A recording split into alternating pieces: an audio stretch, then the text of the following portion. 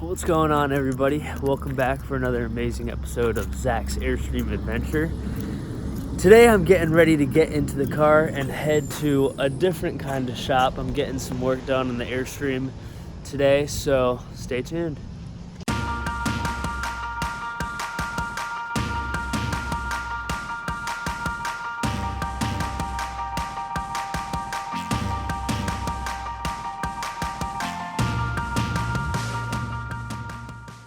Alright everybody, I've arrived at the shop. I'm getting some work done on the Airstream today, and I'm actually having some sway bars, stabilizer bars, and sway control installed on the connection between the trailer and the truck, so that's going to be done by some people.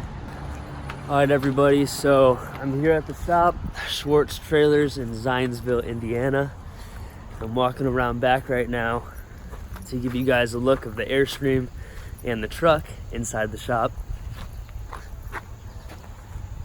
So there she is.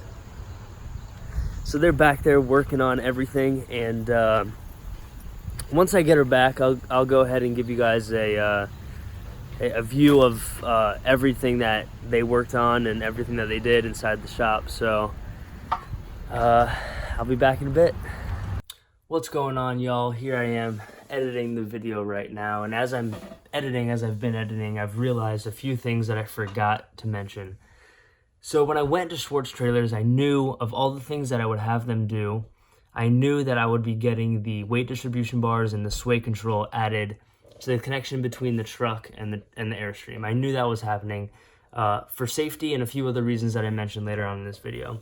What I didn't know was the state that the electric brakes were in. So I had them take a look at the electric brakes. They pulled off the tires and they got in there and they really took a good look at everything, and I told them to give me their honest opinion, and they told me, and as you can see right now, you can see that the brakes just aren't in that great a condition. They're all rusted, and they just were not working really at all. So I ultimately made the decision to get 4 new electric brakes, 1 for each tire, and that's what I did. So with that information, let the video continue. Alright everybody, so I'm on my way home, and I have the new setup on the connection between the truck and the Airstream. So this is what it looks like. I got my stabilizer bars right here and my sway control right there, and I have been informed that you cannot back up with the stabilizer bars put to use. So I'm actually backing in right over there. So I need to disassemble these, and I'll go ahead and explain this entire setup once I have her backed in right over there. See you guys in a bit.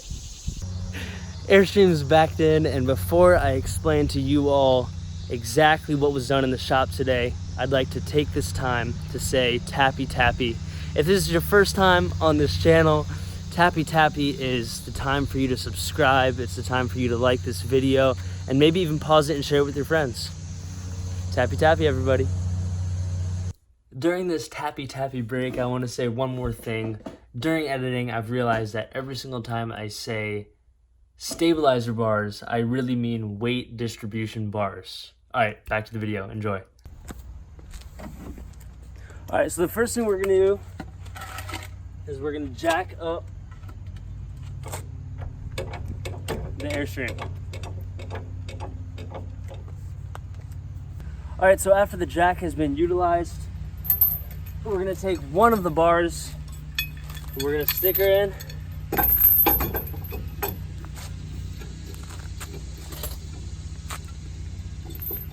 and essentially this is how we can leave it. So I need to replicate this exact thing on the other side.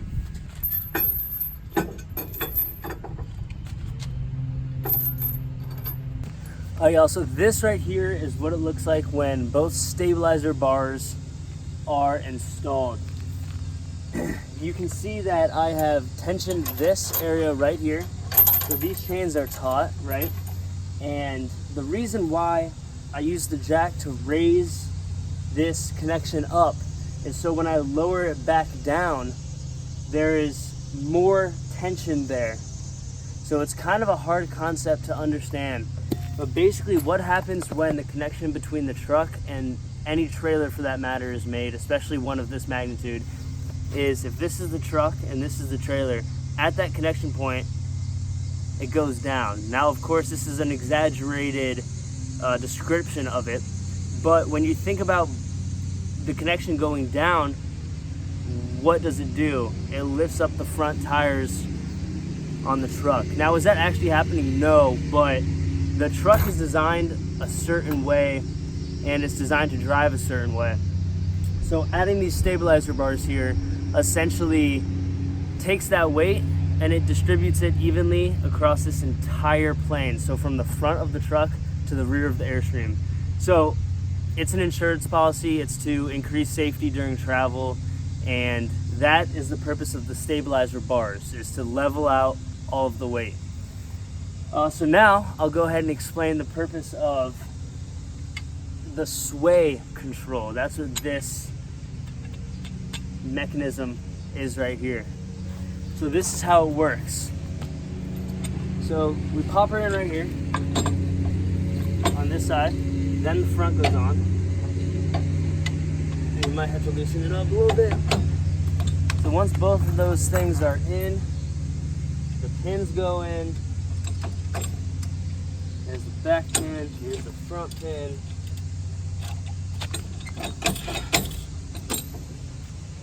Alright, so now once both of those things are on, I tighten this until it's taut. And then I do one more. So essentially, the purpose of this sway control is to prevent the Airstream from swaying like crazy. So I probably won't break speeds of 60 miles an hour, but in the case that I'm going somewhere around that speed and it's super windy, if the trailer is ever swaying, the point of this is to decrease the amount of sway that the trailer experiences. So similar to the stabilizer bars, this is an insurance policy and it's to increase safety during travel. So hopefully that gives you guys a little bit of a better understanding of what was done in the shop today and why this is important for my travels. Yeah, stabilizer bars, sway control, it's important stuff, and it's installed. So it's very exciting. We're getting farther and farther in the process, and we're getting closer and closer to departure. Who knows when it's going to be, but it's coming up, and I'm excited. So thank you guys for tuning in for another amazing episode of Zach's Airstream Adventure. Season 1, Episode 16. It's been a pleasure, and I'll see you guys on the next one.